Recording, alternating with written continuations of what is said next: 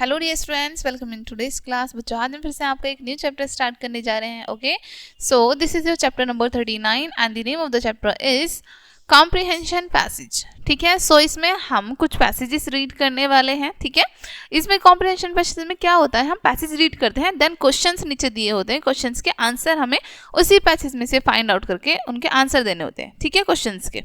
चलिए रीड करते हैं इस पैसेज को। ठीक है, यहाँ पर हमें नाम दिया हुआ है टॉपिक का कि किस टॉपिक पर हमारा पैसेज है। Your amazing brain by the girls are Richard. ठीक है, यानी कि हमारे जो अमेजिंग ब्रेन है, ठीक है, उसके बारे में हम पढ़ने वाले हैं इस टॉपिक में। चलिए स्टार्ट करते हैं। You carry around a 3-pound mass of wrinkly material in your head that controls every single thing you will ever do. ठीक है, अब यहाँ पर आपको बताया है कि तुम्हारे मस्तिष्क में, सॉरी तुम्हारे सर में एक 3 पाउंड का मास होता है, रिंकली झुर्रीदार एक मटेरियल होता है, पदार्थ। ठीक है, जो हमारे हर मूवमेंट को कंट्रोल करता है, जो भी हम कुछ करते हैं उस सब को कंट्रोल करता है। Okay, from enabling to think, learn, create and feel emotions to controlling every blink, breath and heartbeat.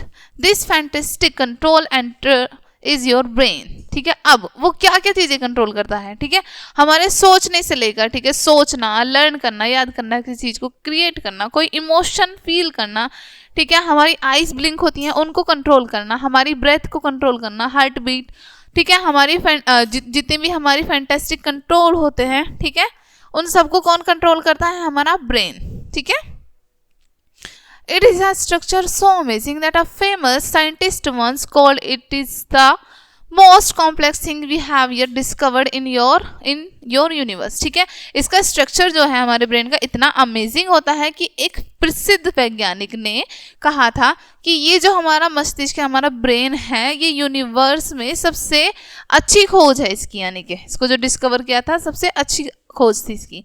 Your brain is faster and more powerful than a super computer. ठीक है, अब यहाँ पर बताया है कि आपका जो मस्तिष्क है वो एक सुपर कंप्यूटर से भी ज्यादा पावरफुल होता है। Okay, your kitten is on the kitchen counter. ठीक है, अब यहाँ पर आपको एक एग्जाम्पल बताया कि आपकी किटन, आपकी जो एक छोटी सी कैट है, बिल्ली है, वो किचन काउंटर पे है। ठीक है, she is about to step on to a hot stove. ठीक है, और वो बिल्कुल बस हॉट स्टोव पर कूदने वाली है। ठीक है, you have only seconds to act, आपके पास कुछ ही सेकंड है एक्ट करने के लिए, ठीक है, उसको रोकने के लिए। Assessing the signals coming from your eyes, your brain quickly calculates when, where and at what speed you will need to dive to intercept her. ठीक है, अब यहाँ पर आपको बताया है कि हमारे माइंड को सिग्नल पहुंचता है, आइज से हमारे माइंड को सिग्नल पहुंचता है। ठीक है, उसके बाद हमारा माइंड जो है हमारी बॉडी को कमांड देता है, और इस सब में हमारी जो स्पीड भी निश्चित होती है कि कितनी देर में हम उसको पकड़ लेंगे, रोक लेंगे। ठीक है, ये सारी चीजें होती हैं। Then it orders your muscles to do so, उसके बाद हमारा माइंड हमारी मसल्स को ऑर्डर देता है ऐसा करने के लिए, इसको रोकने के लिए। Your timing is perfect and she is safe, आपकी टाइमिंग बिल्कुल परफेक्ट होती है और वो सेफ हो जाती है, बच जाती है। No computer can come close to your brain's awesome ability to download, process and react to the flow of information coming for your eyes, ears and other sensory organs. ठीक है, कोई भी कंप्यूटर इतनी फास्टर, इतनी तेजी से काम नहीं कर सकता है, यानी कि उसकी एबिलिटी से ज़्यादा वो चीज़ें नहीं कर सकता है। ठीक है, कोई भी इंफॉर्मेशन हो, कुछ भी हो, नहीं कर सकता है जितना स्पीड से हमारा माइंड कर सकता है। ठीक है, your brain generates enough electricity to power a light bulb. ठीक है, हमारा जो ब्रेन है, आपका जो ब्रेन है वो जनरेट करता है इनफ इलेक्ट्रिसिटी कि जिससे एक बल्ब जनरेट हो जाए, इतनी इलेक्ट्रिसिटी वो जनरेट करता है। Your brain contains about 100 billion microscopic cells called neurons. So many it would take you over 3000 years to count them all. ठीक है, हमारा जो ब्रेन है वो 100 बिलियन माइक्रोस्कोप सेल, जिनको हम कहते हैं न्यूरॉन्स, ठीक है, इनको रिलीज करता है। ठीक है, इसमें कंटेन होते हैं, रिलीज नहीं, कंटेन होते हैं, शामिल होते हैं। ठीक है, जिनको काउंट करने में लगभग हमें 3000 ईयर्स लग सकते हैं। ठीक है, whenever you dream, laugh, think or move, it's because tiny chemical and electrical signals are racing between these neurons along billions of tiny neurons highway. ठीक है। अब हम जब कोई सपना देखते हैं, हंसते हैं, सोचते हैं, मूव करते हैं, ठीक है, तब उस प्रोसेस के टाइम पे हमारे जो माइंड है उसमें कुछ केमिकल जो है वो रिलीज होते हैं, इलेक्ट्रिकल सिग्नल देते हैं, ठीक है, और वो रेस करते हैं एक दूसरे से। और जो न्यूरॉन्स है, ठीक है, वो बहुत सारे न्यूरॉन्स, बिलियंस न्यूरॉन्स जो है वो रेस करते हैं उसी हाईवे में, ठीक है। बिलीव इट और not, the activity is in your brain never stop, ठीक है, आप विश्वास करो या नहीं, लेकिन हमारे जो ब्रेन की एक्टिविटी है वो कभी नहीं रुकती है, ठीक है। Countless messages zoom around inside it every second like a supercharged pinball machine, ठीक है। बहुत सारे मैसेजेस हमारे माइंड में जूम आउट होते रहते हैं, ठीक है, माइंड में आते रहते हैं हर सेकंड में, ठीक है, एक सुपरचार्ज पिनबॉल मशीन हो, ठीक है। Your neurons create and send more messages than all the phones in the entire world, ठीक है। हमारे जो न्यूरॉन्स हैं, आप लोगों के जो न्यूरॉन्स हैं, वो क्रिएट कर देते हैं बहुत सारे मैसेजेस को, जितने हमारे पूरे वर्ल्ड में जितने फ़ोन हैं उतने मैसेज वो भी नहीं कर सकते जितने हमारे माइंड जो है वो कर सकता है, ठीक है, न्यूरॉन जो कर सकते हैं।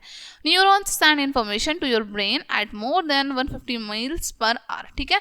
अब न्यूरॉन्स जो मैसेजेस या फिर मैसेजेस सेंड करते हैं हमारे ब्रेन से, वो 150 मील्स पर आवर सेंड करते हैं, ठीक है। अब bee land on your bare foot, ठीक है, एक मधुमक्खी आपके पैर पर बैठ जाती है। Sensory neuron in your skin relay this information to your spinal cord and brain at a speed of more than 150 miles per hour, ठीक है। और वहीं फिर उसके बाद जो हमारे सेंसरी ऑर्गन्स होते हैं वो हमारी स्किन से लेके माइंड तक जो भी प्रोसेस होता है, स्पाइनल कॉर्ड से लेके सब पहुंच जाता है, और उसकी स्पीड हमारी 150 माइल पर आवर से भी ज़्यादा होती है। Your brain then use motor neurons to transmit the messages back through your spinal cord to your foot to shake the bee off quickly. फिर उसके बाद क्या करता है, हमारे जो ब्रेन के न्यूरॉन्स हैं वो वर्क करना शुरू करते हैं, ठीक है, मैसेज पहुंचता है स्पाइनल कॉर्ड से ब्रेन तक, फिर उसके बाद हमारी बॉडी मूव करती है और हम बी को वहाँ से शेक करके अपनी बॉडी को हटा देते हैं। Motor neurons can relay this information at more then 200 miles per hour, ठीक है। और जो हमारे मोटर न्यूरॉन्स होते हैं वो 200 मील्स पर आवर स्पीड से चलते हैं।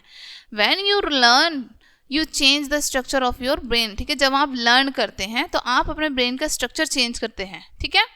Riding a bike seems impossible at first, ठीक है, एक बाइक को राइड करना शुरू में इम्पॉसिबल लगता है बिल्कुल, but soon you master it, लेकिन जल्दी ही आप उसमें बिल्कुल मास्टर बन जाते हैं, राइट। हाउ, कैसे? As you practice, your brain sends bike riding messages along certain pathway of neurons over and over, forming new connections, ठीक है। अब जैसे आपका माइंड जो है एक्सेप्ट कर लेता है, सेंड करता है उसके बाद मैसेजेस को कि बाइक राइडिंग का मैसेज पहुंचा, ठीक है, उसके बाद हमारी बॉडी, ठीक है, हमारे न्यूरॉन्स इसी चीज में लग जाते हैं, उसी तरीके से हमारी बॉडी वर्क करने लगती है, ठीक है।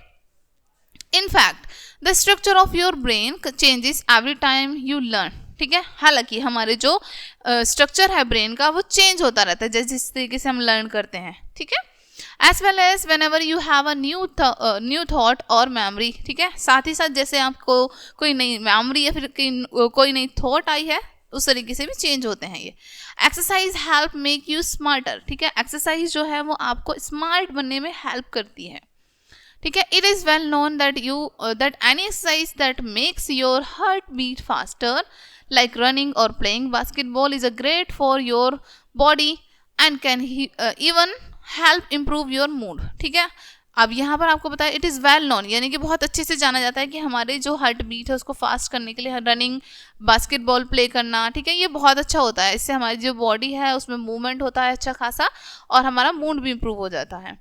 But scientists have recently learned that for a period of time after you have exercised, your body produces a chemical that makes your brain more receptive to learning, ठीक है।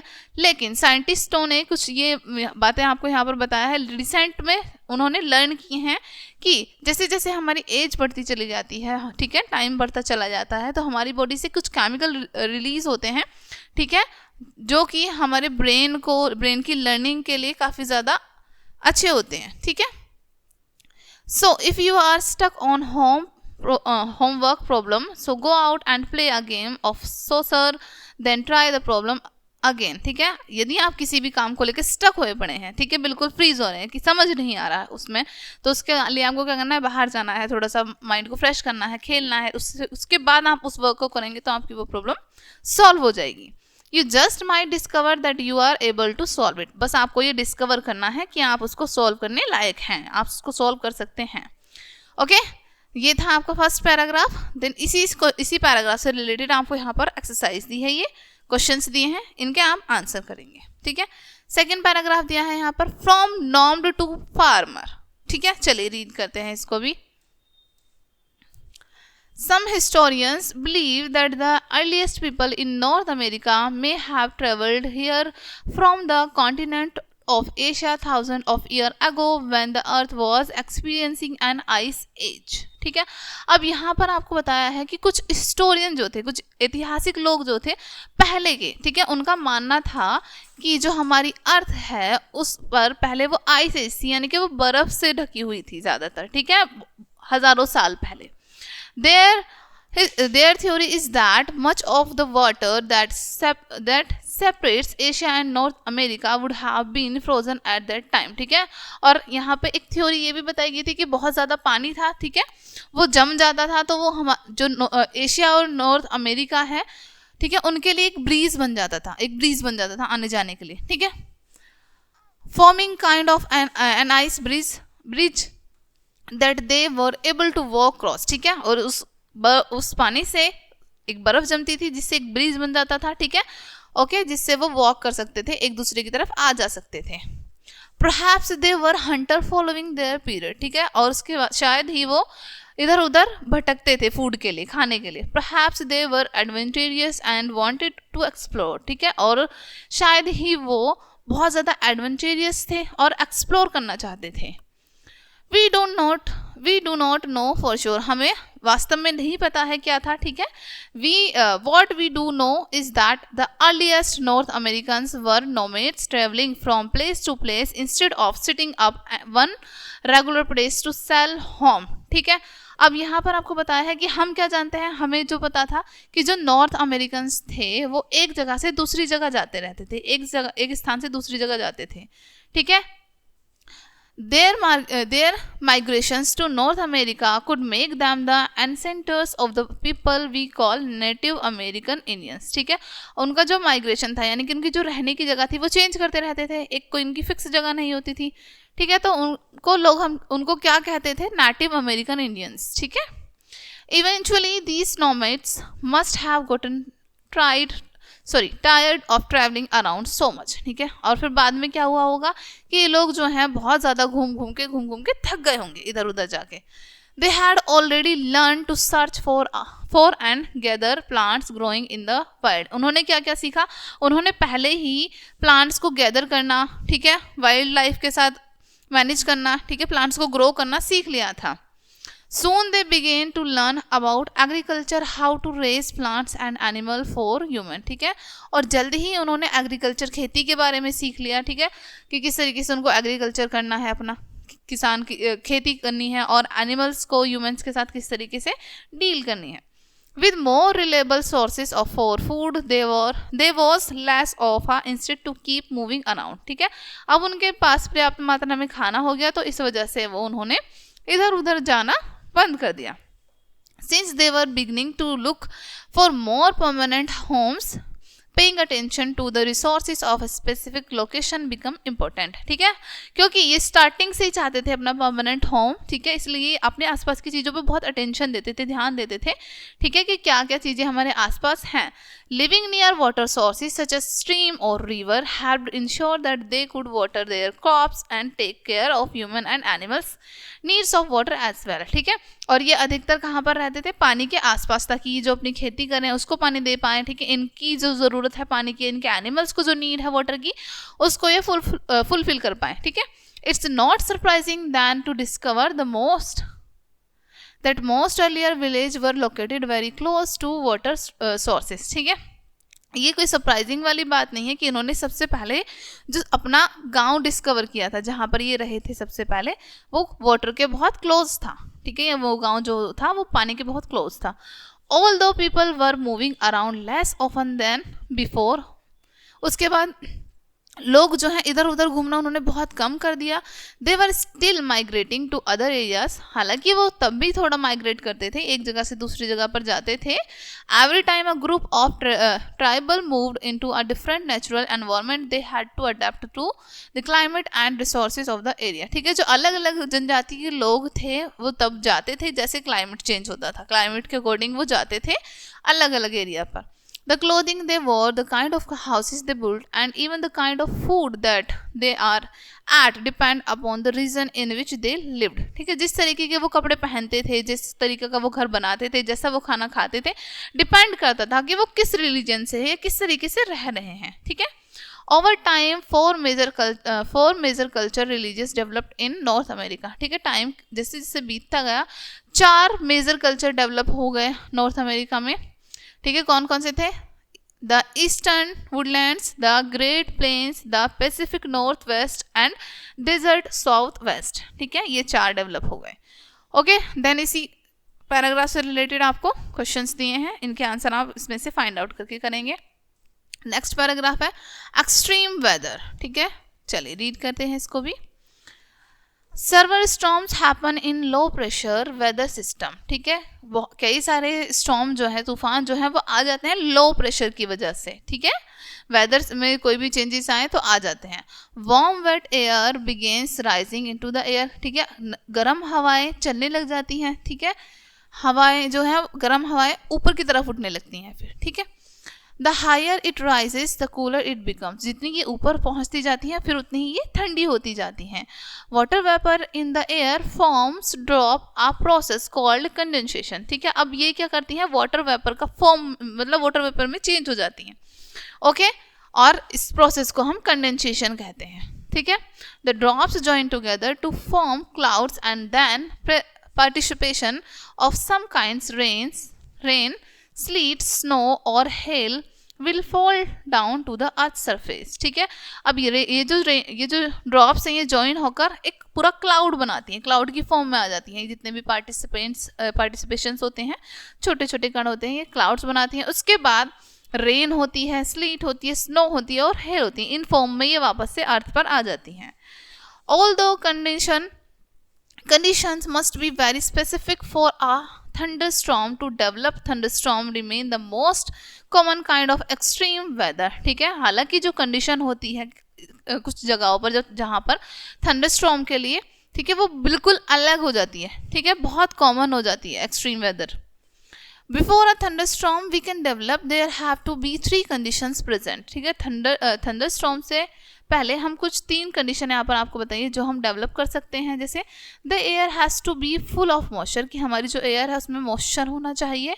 There must be either an intentionally heated portion of earth surface sending warm air up quickly and an approaching cold front. ठीक है, अब यहाँ पर आपको second बताया है कि जो एंटायर इंटेंसली वो है हमारा पोर्शन अर्थ का. ठीक है, उस पर वार्म एयर होनी चाहिए आसपास हमारी. ठीक है, ताकि ऊपर पहुंचते पहुंचते वो कूल हो जाए.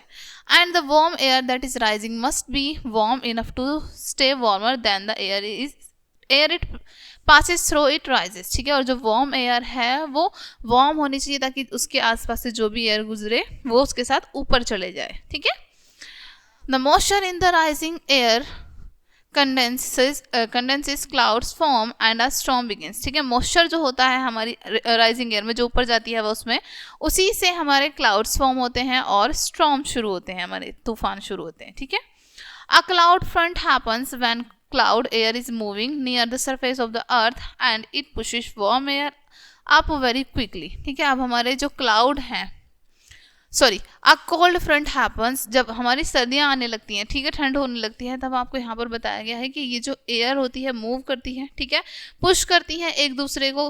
ठीक है, इस तरीके से फिर हमारी कोल्ड वेदर आता है. This is often the beginning of a thunderstorm, और ये थंडरस्टॉर्म की शुरुआत में होता है. Clouds form and heavy rains begin falling, बादल बनते हैं और बहुत तेज वर्षा होनी शुरू हो जाती है. Opposite electrical charges inside storm clouds separate causing lighting to flash toward the earth. ठीक है, दूसरी तरफ जो इलेक्ट्रिकल चार्जेस हैं, स्टॉर्म्स हैं, ठीक है, जो तूफान है, बादल हैं, इस तरीके से जो लाइट पड़ती है, आपने देखा होगा जब बारिश पड़ती है तो लाइट भी पड़ती है, ये आने शुरू हो जाते हैं। Lightning has enough energy to heat the around air all around it, ठीक है। लाइट जो होती है उसमें बहुत ज़्यादा एनर्जी होती है, ठीक है। This sudden burst of heat is what causes the noise we know as thunder. और अचानक से जब लाइट पड़ती है, आपने देखा होगा बारिश पड़ती है तो लाइट पड़ती है, उसमें से बहुत तेज नॉइस भी आती है थंडर की, ठीक है। Thunderstorm often bring disaster with them, ठीक है। थंडरस्टॉर्म जो होते हैं अधिकतर वो डिजास्टर होते हैं, यानी कि कुछ ना कुछ कर जाते हैं वो, including flood, fires caused by lightning, damage from hailstorms और strong winds and even tornadoes. उनसे क्या क्या जैसे फ्लोड आ सकती हैं, ठीक है। लाइट पड़ने से बहुत सारे डैमेजेस हो सकते हैं, स्ट्रॉन्ग विंड्स आ सकती हैं उनकी वजह से, और इन्हीं से ही हमारे जो टॉर्नाडोज होते हैं वो भी आते हैं, ठीक है, टोर्नाडोज, ठीक है। ए tornado is a spinning mass of air over land that can destroy virtually everything in its path, ठीक है। टोर्नाडो क्या होता है, स्पिनिंग मास होता है, यानी ऐसे ऐसे घूमता चला जाता है और उसके अराउंड जो भी आता है उसके पाथ में जो भी आता है उसको खत्म करता चला जाता है। A blizzard is a combination of a strong winds and extremely low temperature। अब जो एक blizzard होता है वो कॉम्बिनेशन होता है बहुत तेज हवा का और लो टेम्परेचर का, ठीक है। Snowfall increases until it is so heavy it is difficult or impossible to see। Snowfall increase हो जाता है, ठीक है, बढ़ जाता है और ये तब तक रहता है और इसको रोकना भी बहुत मुश्किल हो जाता है, बहुत हैवी होता चला जाता है, ठीक है। People can become lost in the snow and freeze to that, ठीक है। अब लोग जो हैं जहाँ पर बहुत तेज स्नो हो रही है, ठीक है, वो ठंड की वजह से कई बारी उनकी डेथ भी हो जाती है। Homes can be covered over with snow trapping people indoors, ठीक है। जो घर होते हैं वो पूरी तरीके से बर्फ से ढक जाते हैं, ठीक है, लोग जो है अंदर ही कैद रह जाते हैं। A hurricane is the most powerful storm known on the earth. Hurricane जो है वो अर्थ पर सबसे पावरफुल स्टॉर्म माना जाता है। Forming over warm oceans water off the coast of the tropics, they can become गेंटेस्ट swirling mixture of air and water between 100 and 900 miles wide, ठीक है। अब यहाँ पर आपको बताया है कि जो हमारे ओशंस होते हैं उनका जो वाटर वार्म होता है, ठीक है, उनमें उनसे बहुत सारी चीज़ें बनती हैं, उनसे जैसे बारिश पड़ना उन्हीं से स्टार्ट होता है। सो यहाँ पर आपको बताया जैसे ट्रॉपिक्स हो गए, ठीक है, गेनेटिक स्विलिंग हो गए, ये सारी चीज़ें बनती हैं और ये इनका जो दूरी बताई है बिटवीन 100 एंड 900 मील्स तक होती है इनकी वाइड में, ठीक है। Wind speeds can average about 75 meals per our, और जो विंड की स्पीड होती है वो 75 मील पर आवर होती है। Hurricanes do the worst damage to coastal cities because they quickly lose their strength when they move over land, ठीक है। हरिकेन जो होते हैं जब कोस्टल एरिया के पास यानी समुद्री तट के पास बसे हुए जो शहर होते हैं उनको बिल्कुल खराब कर देते हैं बहुत, जब वो तेजी से आते हैं तो, ठीक है। Hurricanes are so large and powerful that their swirling clouds can be seen from space, ठीक है। हरिकेन्स कई बार बहुत ज़्यादा लार्ज भी हो जाते हैं, ठीक है, यानी कि उनको स्पेस से भी देखा जा सकता है। organizations like FEMA, the Federal Emergency Management Agency, and the American Red Cross help victim of service weather to deal with its aftermath, ठीक है। आप कुछ organizations हैं जैसे फीमा, ये हेल्प करते हैं जब कोई इमरजेंसी होती है बहुत ज़्यादा, ठीक है, तो जो भी लोग फंसे होते हैं उनकी हेल्प करते हैं, ठीक है। ओके, ये इसी टॉपिक से रिलेटेड क्वेश्चंस दिए हैं आपको। नेक्स्ट टॉपिक है हमारा वीनस, ठीक है, चलिए रीड करते हैं इसे भी। Venus is sometimes called earth sister planet, ठीक है। वीनस को हम कई बार अर्थ की बहन कहते हैं, यानी कि बिल्कुल पड़ोस में है, वो अर्थ की सिस्टर कहते हैं, ठीक है। तो its similarities with Earth are limited apart from size and relative condition of its surface, ठीक है, surface.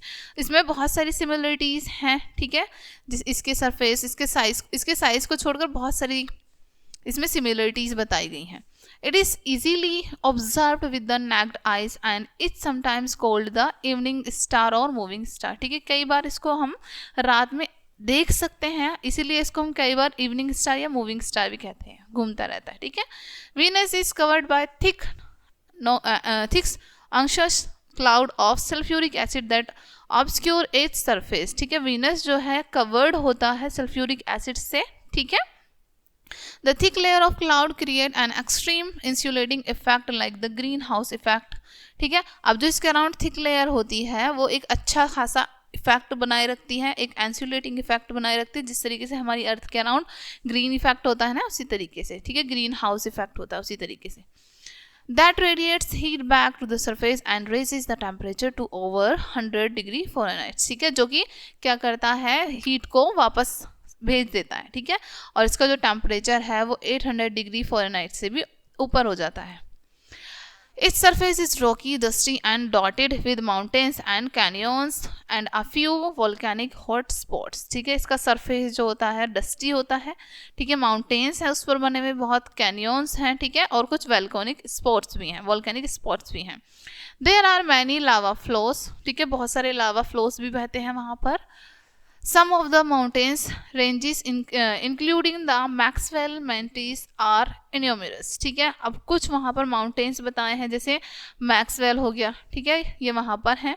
Mountains within the 540 miles long range can reach height of 7 miles, much higher than the highest mountain on the अर्थ. ठीक है, अब वहाँ के mountains के बारे में बताया है कि 540 मील्स लॉन्ग रेंज तक है वहाँ पर. ठीक है, जिस तरीके से अर्थ पर भी हैं काफ़ी हाईएस्ट माउंटेन. ठीक है, in contrast to the high mountains about 65% of Venus is comprised of smooth plains. ठीक है, अब हम देखें इन कंट्रास्ट में कि 65% जो माउंटेन्स हैं वो कंप्रेस्ड हो चुके हैं, स्मूथ प्लेन बन चुके हैं.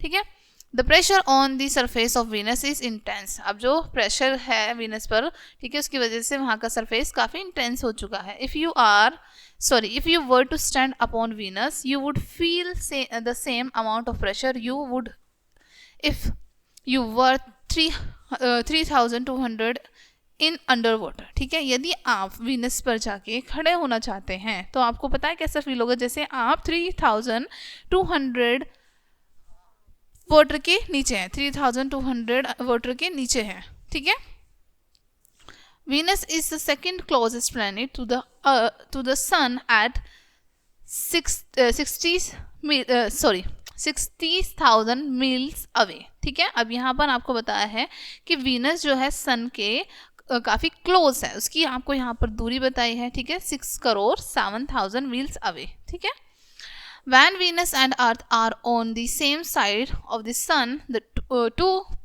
two planets may come within 25 crore 5 lakh miles of each other. ठीक है, when they are on opposite sides of the Sun, they may be as far as 16 crore 2 lakh meals apart. ठीक है, यदि ये ऑपोजिट साइड होते हैं सन के तो ये कितनी इनकी दूरी बताई गई, कितनी हो सकती थी, यहाँ पर आपको उनकी दूरी बताएगी, इतनी दूरी इनकी हो सकती थी. ठीक है, ये था आपका last paragraph. Okay dear students, then इसी से रिलेटेड आपको क्वेश्चंस दिए हैं. आई होप ये चैप्टर आपको अच्छे से समझ आया होगा. मिलते हैं नेक्स्ट वीडियो में एंड थैंक्स फॉर वॉचिंग.